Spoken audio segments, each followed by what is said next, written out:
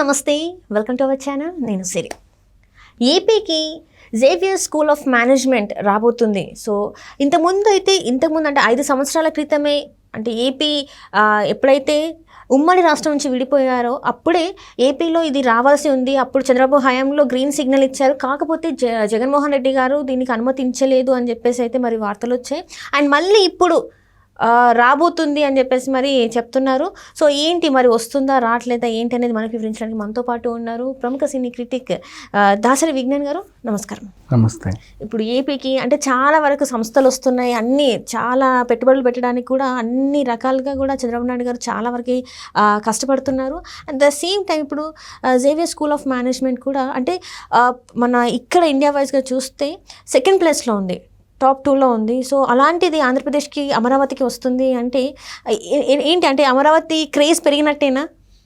Xavier school of management XLRI, yes, Xavier labour relations institute.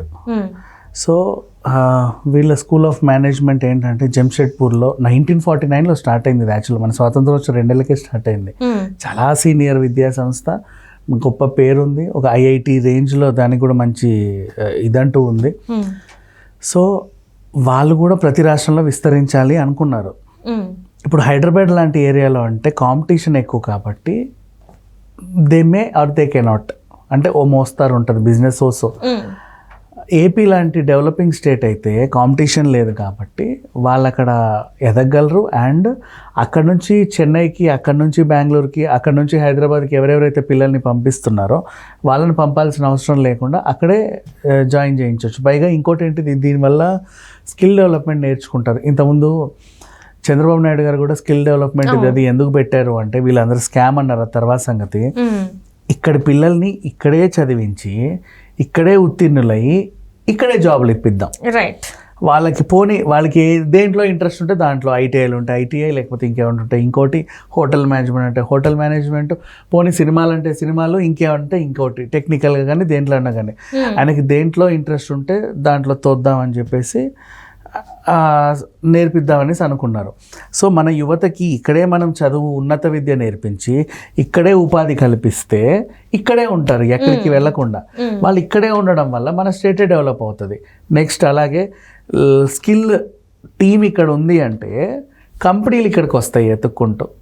వీళ్ళు అక్కడికి వెళ్ళాల్సిన అవసరం లేదు. రకరకాల ఒక కంపెనీ పెట్టగానే ఇంటర్వ్యూలు తీసుకుంటారే భలే ఉన్నారు ఇక్కడే వెంటనే పెట్టేస్తారు. అంటే వాడు అక్కడ నుంచి మోస్ట్లీ ఇప్పుడు నెల్లూరు, కావలి, వీళ్ళంతా అటువైపు మన తిరుపతి, చిత్తూరు, ఈ జనాలు ఒంగోలు నుంచి మొదలు పెడితే వీళ్ళందరూ కూడా వెళ్ళి చెన్నైలో జాబులు చేస్తారు.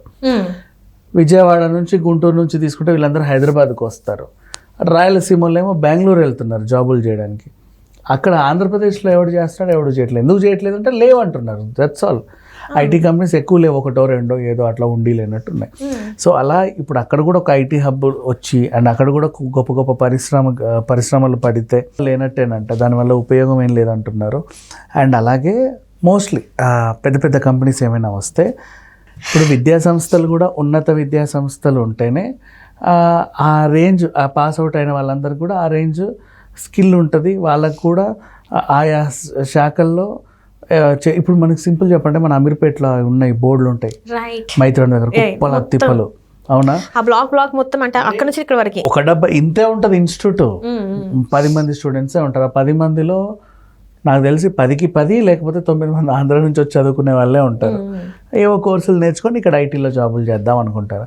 ఇవన్నీ అక్కడే ఉంటాయి, వాళ్ళు అక్కడే చేసుకుంటారు కదా, అక్కడే జాబులు ఎత్తుక్కుంటారు, అక్కడే ఎంప్లాయ్మెంట్ ఉంటుంది.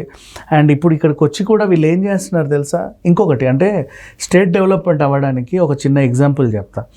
ఇప్పుడు నువ్వు ఆంధ్ర నుంచి ఇక్కడికి వచ్చావు, 20,000కి జాబ్ చేస్తున్నావు. 20,000లో నీకు హాస్టల్కి ఒక 10,000 అయిపోయింది. మిగతా 10,000లో ఉండి లేనట్టు మెట్రో పాసో తీసుకొని కొంచెం తిండి తిప్పలు షాపింగ్ పెట్టుకొని ఓ రాక బతికేస్తున్నావు. అంటే నీ 20,000 నువ్వు ఇంటికి పంపడానికి లేదు, నీకు ఖర్చు అవ్వడానికే సరిపోతుంది.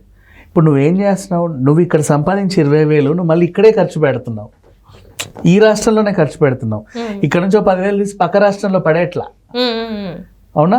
నువ్వు ఉప్పు పప్పు కొన్నా ఇక్కడే కొంటున్నావు, నువ్వు పెట్రోల్ కొన్నా ఇక్కడే కొంటున్నావు, బస్ పాస్ తీసుకున్నా ఇక్కడే తీసుకుంటున్నావు. నువ్వు ఇక్కడే సంపాదించి ఇక్కడే ఖర్చు పెడుతున్నావు. సో ఇక్కడ రాష్ట్ర ఆదాయం పెరుగుతున్నాయే తప్పితే రాష్ట్రానికే ట్యాక్స్లు వస్తున్నాయి తప్పితే పక్క రాష్ట్రానికి ఉపయోగపడేదేం లేదు. అంటే పక్క రాష్ట్రం వాళ్ళు కూడా వచ్చి ఈ రాష్ట్రాన్నే ఉద్ధరిస్తున్నారు. మీకు అర్థమైందా? సింపుల్గా చెప్పాలి అంటే అది ఇప్పుడు హాస్టల్ ఫీజు ఇక్కడే కడుతున్నావు, ఈ రాష్ట్రం డెవలప్ అయింది, అక్కడ హాస్టల్ ఫీజు కట్టట్లే, అక్కడ డెవలప్ అవ్వాలా, ఇక్కడే తిండి తింటున్నావు, ఇదే డెవలప్ అయింది, ఇక్కడే బట్టలు కొంటున్నావు, ఇక్కడే చెప్పులు కొంటున్నావు, అక్కడ కొనట్లా నువ్వు, అక్కడ ఆదాయం ఏం లేదు. సో ఆ రకంగా చూసుకుంటే అక్కడ పిల్లలు అక్కడే ఉంటే వాడు షాపింగ్ అక్కడే చేస్తాడు, తిండి అక్కడే తింటాడు, తిరగడం అక్కడే తిరుగుతాడు, అక్కడ కూడా ఆదాయం పెరుగుతుంది ఆ రాష్ట్రానికి కూడా. సేమ్ సింపుల్ మన సినిమా కూడా అంతే. ఇక్కడ అమ్ముకుంటున్నారు కానీ రాష్ట్రంలో ఏం వాళ్ళకు ఒరిగేదేం లేదు. ఇట్లా చూసుకుంటే మోస్ట్లీ ఇప్పుడు చంద్రబాబు నాయుడు గారి హయాంలో ఈ XLRI అనేది ఇప్పుడు కొత్తగా వచ్చిందేం కాదు, గతంలోనే వచ్చింది. CRDA కూడా వీళ్ళకు ఒక 250 కోట్లు వాళ్ళు పెట్టుబడి పెడదాము అంటే వీళ్ళకి కొన్ని ఎకరాల స్థలం కూడా 50 ఎకరాల స్థలం కూడా ఇచ్చింది, హ్యాపీగా అది చంద్రబాబు నాయుడు గారి ఉన్నప్పుడు. ఇక వాళ్ళు అప్పుడే ఇక రిబ్బన్ కట్ చేద్దామా భూమి పూజ చేద్దామని వచ్చినప్పుడు జగన్ వచ్చేసి కంచేసేసాడు, నువ్వు రావద్దు ఇక్కడికి పో అని. ఎందుకు అంటే మాకు తెలియదు ఎందుకు అనేది, ఆయన చేసిన పనులని అడ్డుకోవడమే మా డ్యూటీ, అది మంచిగా చెడ మాకు అనవసరం, తర్వాత సంగతి తర్వాత చూసుకుందాం, ముందైతే ఆపేసేయండి పనులు. ఇక 5 ఏళ్ళు అయింది, వాళ్ళు ఏం చేస్తానులే అక్కడికి ఎందుకు అవసరమా అని చెప్పేసి అనుకున్నారు. తర్వాత ఇప్పుడు మళ్ళీ చంద్రబాబు నాయుడు గారు రాగానే వాళ్ళకి ఏంటంటే కన్ను పడింది, అరే ఇదేదో ఉంది కదా, మళ్ళీ ఈయన వచ్చాడు, 50 ఎకరాలు ఏవో ఇస్తామన్నారు, 250 కోట్లు మహా అయితే పెట్టుబడి పెడితే పెడదాం, ఏవో కోర్సులు నేర్చుకొని ఇక్కడ ఐటీలో జాబులు చేద్దాం అనుకుంటారు. ఇవన్నీ అక్కడే ఉంటాయి, వాళ్ళు అక్కడే చేసుకుంటారు కదా, అక్కడే జాబులు ఎత్తుక్కుంటారు, అక్కడే ఎంప్లాయ్మెంట్ ఉంటుంది. అండ్ ఇప్పుడు ఇక్కడికి వచ్చి కూడా వీళ్ళు ఏం చేస్తున్నారు తెలుసా? ఇంకొకటి అంటే స్టేట్ డెవలప్మెంట్ అవ్వడానికి ఒక చిన్న ఎగ్జాంపుల్ చెప్తా.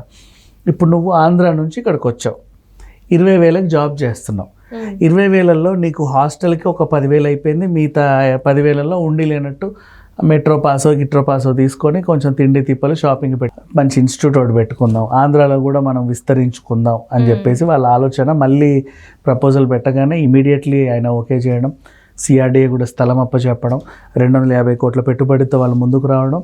జస్ట్ అంతే, మహా అయితే రేపు ఇంకా పనులు స్టార్ట్ అయిపోతాయి. ఒక 1 ఏడాదో 2 ఏళ్లకు భవనాలు కూడా వచ్చేస్తాయి. ఇంచుమించు వాళ్ళు ఇంకా 3 ఏళ్ళకి కార్యకలాపాలు కూడా స్టార్ట్ చేసేస్తారు. సో అంటే మొత్తానికి అయితే అమరావతికి ఒక కొత్త కళ అయితే వచ్చేస్తుంది. అంటే ఈ రకంగా సరిపోదు, ఇంకా రావాలి. అదే మొత్తానికి అయితే ఎన్ని రోజుల్లో ఏవైతే ఆగిపోయాయో పనులు, సో ఇప్పటి నుంచి అయితే ఆ పనులన్నీ స్టార్ట్ అయిపోతున్నాయి. ఇప్పటి వరకు ఎవరైతే ఆగిపోయారో అంటే పెట్టాలా వద్దా అనుకున్న వాళ్ళు కూడా ఇంకా వీళ్ళు ఇప్పుడు విల్లింగ్ ఉన్నారు, ఓకే ఖచ్చితంగా పెట్టవచ్చు మనం ఇక్కడ ఏపీలో అని చెప్పేసి చాలా వరకు ఆగిపోయిన వాళ్ళు కూడా వచ్చేసి పెడుతున్నారు. అండ్ చూడాలి ఇంకెంతమంది వస్తారు ఏపీకి అనేది మనకి ఇంకా వెయిట్ చేయాలి. అంటే చాలా తక్కువ రోజులు ఇది చంద్రబాబు నాయుడు గారు వచ్చి నాట్ ఈవెన్ ఇంకా ఒక 1 month కూడా అవ్వట్లే. అంటే తను 12th అయితే ప్రమాణ స్వీకారం చేశారు కాబట్టి ఇంకా 1 month కూడా కాకముందు ఇన్ని వస్తున్నాయి. ఇంకా ముందు ఇంకా ఎన్ని తీసుకొస్తారన్నది చూడాలి. థ్యాంక్ యూ సో మచ్ అండి. Thank you so much.